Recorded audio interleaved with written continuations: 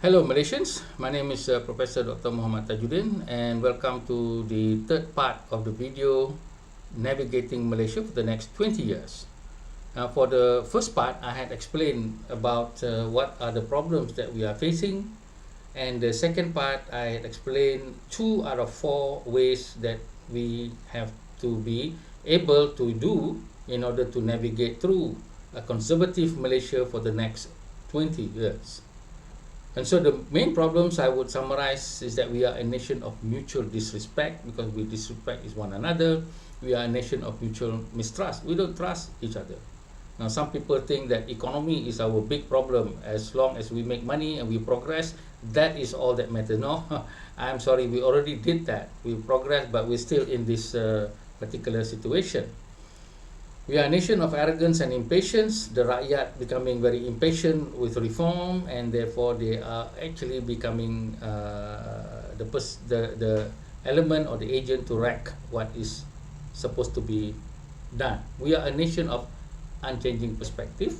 We can see that the young people having all the things that the old people are having in terms of perspective, and therefore that spells disaster. So hoping that the young people will be different, but I have seen that the young people is, as the Malay say, 2 kali 5 saja.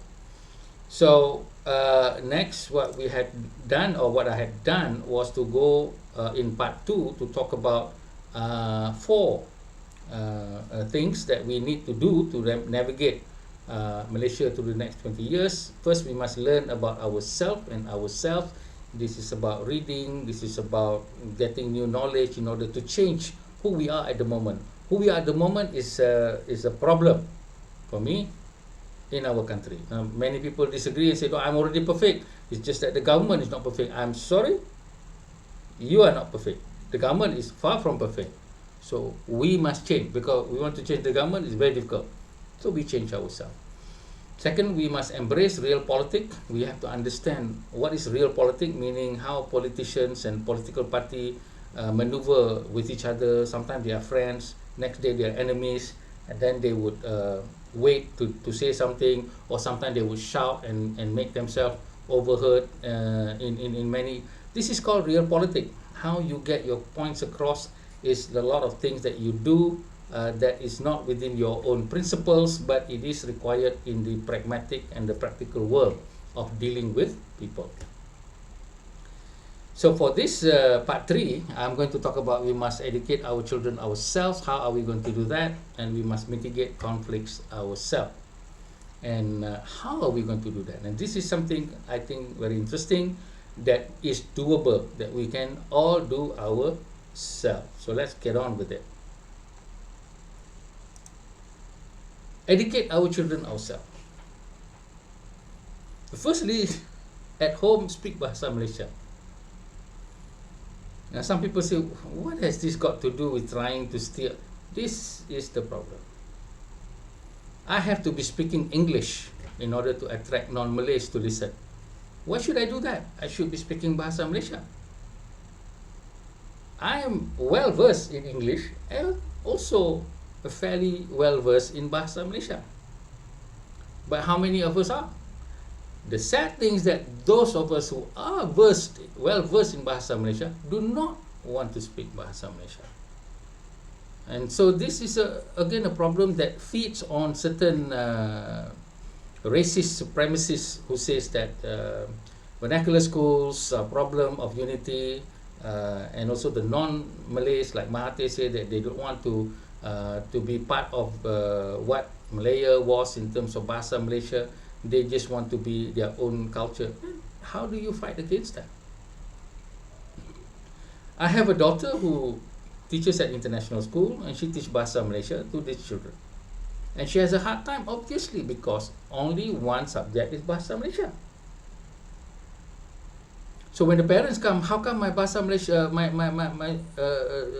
children still not so good? You are a lousy teacher.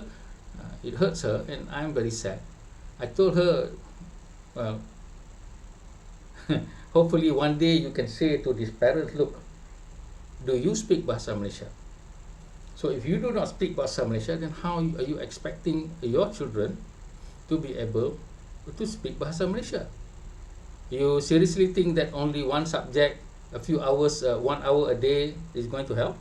They don't have any friends. You also don't have any friends of Malay culture.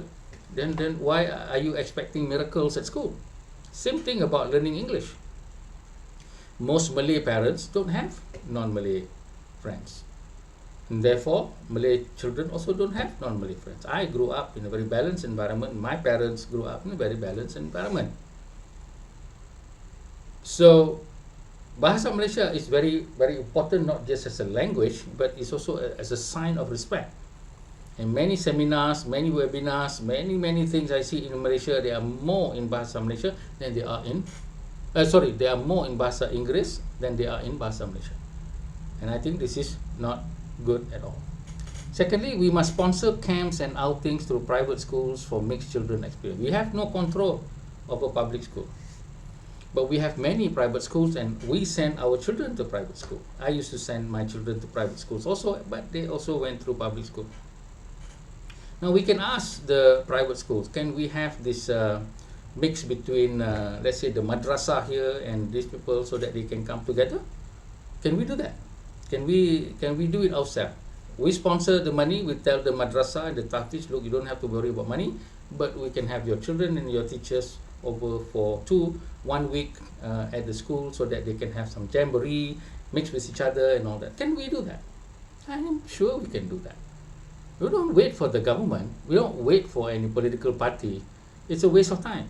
We do it ourselves. We must have our own anak angkat program. I have already talked about it a long time ago. Can we not have a list of people who would not mind having children of different race and different cultures for the weekend? Okay, let's say me. I can put up my name and say, look, I can have any of your children over at my house for the weekend, if you can trust me. And then they can be with me and with my wife, eat with us, watch us pray together, whatever. Just for the weekend, and then it can go on for, say, 1 year or 6 months. That is something that we can have. And through this Anak Angkat program, not only these people will know us, they will also know the larger family, because we will then take them to see our relatives and our kins, and also bring them to many events like kenduri. Always every weekend they will have kenduri. Once you go to the kenduri, then you know the Malay culture. Same thing perhaps with others. The non-Malay parents will take them even to church. There's no problem. Okay, we must not mind that if they take them to church. And same thing that I can take some of the children to the mosque. They can sit outside and they can see how we pray. We must have our own biasiswa to nurture strategic discipline to build bridges between our people. I've also written about this, and I said that, look, we have a lot of millionaires and billionaires. I don't know many. I only know one. And so if we know a lot, can we put in up even 10 million ringgit or 50 million ringgit? What are we going to do with that? Well, we can offer a scholarship, let's say, but the scholarship is very strategic. For instance, we can offer scholarship of engineering to Malay students or Malay boys and girls to go to China or to go to India to learn engineering. Why are we doing that? So that they can learn Chinese, learn the culture, learn the Indian culture, and also the language. And they, when they come back, more than just being an engineer, they are the bridge between civilization. Okay? So if we don't do that, the government is not going to do it. If I know there's something like that, then the Perikatan Nasional is going to jump on it and say it's anti-Malay, trying to destroy Islam, that sort of thing. We don't bother with that. We just take on our own path and our own way. Same thing we offer to the non-Malay students. I say 200 of them. What are we going to offer? Pengajian Melayu, pengajian Islam. Send them to Egypt, okay? Or send them to UKM, whatever.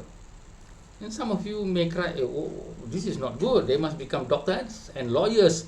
And that is our problem, ladies and gentlemen. We keep thinking about money. And then when the country falls apart, we blame. Let our children, the Chinese who is not a Muslim, go for pengajian Islam? Doesn't have to be a Muslim. Okay? I'm not trying to turn them into Muslim, but they need to be somebody to understand this. And then when they come back, well, they can be assistant to the DAP, and then teach people like Teresa Kok something new, and also many other people. They can be assistants, and this is what I call bridges between civilization. So this is what we should be doing, my opinion. Finally, it's also a very interesting idea: mitigate conflicts ourselves. The Ministry of Unity have billions of ringgit. We don't have billions of ringgit. We don't need billions of ringgit. Ministry of Unity cannot do anything because it is headed by a political member, the GPS member, or an UMNO member.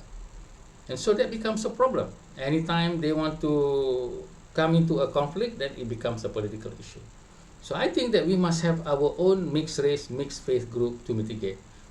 Maybe 10%. Melayu, Cina, India, Kadazan, whatever, Muslims, Christians, Hindus, whatever, and even those who do not believe in religion, no problem. So there are 10 of us. Now what do we do? These 10 people must be committed. Now they don't get any allowance or anything like that, but they are committed. They will be on social media doing what I'm doing right now on YouTube, discussing certain issues in a very broad manner, and also trying to water down them so that it becomes less fiery, like the KK Mat issue, like the halal issue. So these 10 people have 10 YouTube. Can you imagine? I mean, I have 31,000 subscribers. If you have those, how many hundreds of thousands of subscribers that we have? And so if there is any issue of conflict, then these 10 people may go and see, for instance, this Akmal issue and Teresa. So the 10 people will go and see Teresa, 10 people will go and see Akmal. We're not going to give them a dressing down. We're just sitting there to listen to them and then talk like a parent would talk to their adult children. I mean, that's all that we do. We have no police power. We don't have any SOSMA. We have nothing. But we have our dignity so that we can become the bridge. I'm sure Akmal has issues with Teresa. As I said, I also have issues. And therefore, we can bring those as a kind of mediating platform. I see both are arrogant. Both Teresa and Akmal. I'm sorry, it's not just Akmal alone. So we can also invite people like Hadi to our houses of worship, like the church or the Hindu temple, because he's so fond of attacking other religion. Let's bring him there. Okay, and let's have a discussion. Let's say at the Brickfields Buddhist temple. I love that Buddhist temple. One of the temples there, they have a very nice meeting place. Let's have him there. Let's have a discussion. A very civilized issue. Let's not shout. Let's not use terrible words. Let's not put him in a difficult position. Let's listen to him, and let's tell him that well, we are here to only support something that will be beneficial to all of us in Malaysia, not to one particular race and one particular religion alone. And we can do so in a very civilized and spiritual manner. So that's what we do. And we can also frequent the ministries and parliament to help with the Ministry of Unity, and also members of parliament. Wherever certain issue comes up, we can go and give our suggestion.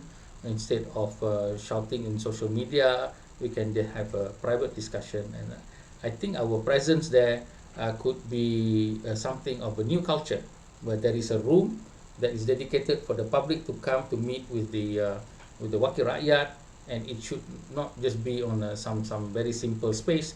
It should be a very well defined space. And so we also need to identify this 10%.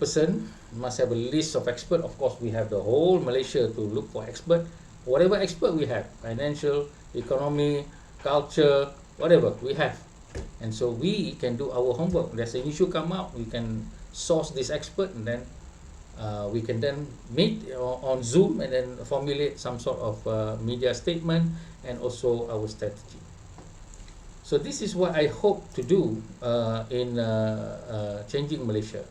That we must be the change that we want to see in Malaysia. Stop complaining and blaming. Get the full facts and information and refrain from making unqualified statements in social media or the media. Be respectful to all leaders and to all the issues, not just, tembak saja. Make suggestions with utmost diplomacy and care.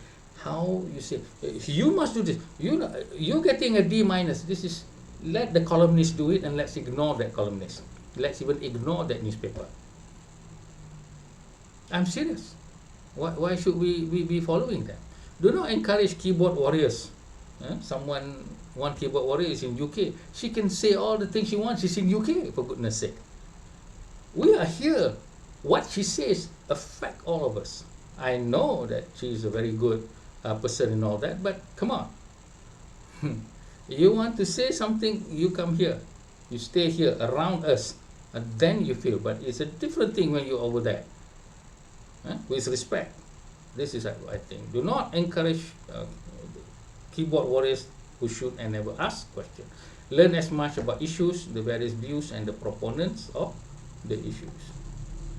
And finally, we need to change the ball game of nation building. We need all of us, kita semua, to be the change that we want to see. We do not need to spend so much time complaining and blaming. We can raise issues, but don't complain and don't blame. Raising issue is not about complaining and blaming. But at the moment, it's all blaming, and also now grading, giving grades. So insulting. So insulting.